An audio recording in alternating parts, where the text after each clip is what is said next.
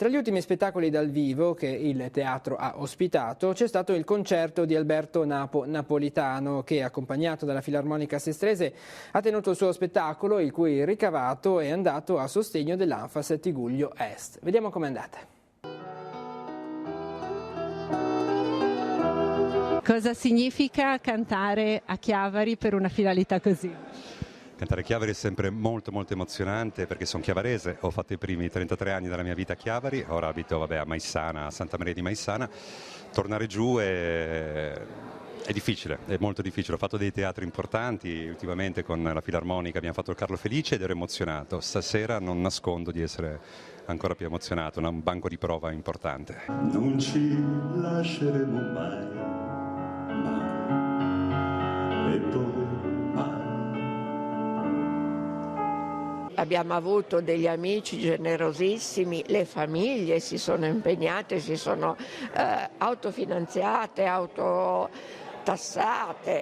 però il progetto è molto ambizioso perché la struttura è grande ed ha bisogno proprio in quanto anche sanitaria di particolari accorgimenti, quindi abbiamo proprio dovuto rifarla tutta e fatta a misura loro non è così facile. Quindi benvengano serate come stasera.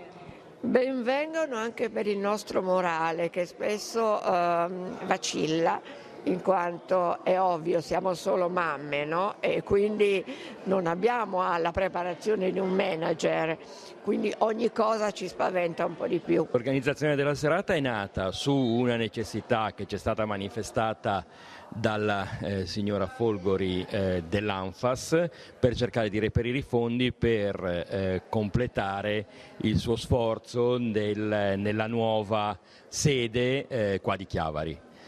Abbiamo messo insieme le forze, il dottor Napolitano che è presidente della società economica e Rotary Chiavari Tigullio per cercare di reperire parte di quanto può servire al service.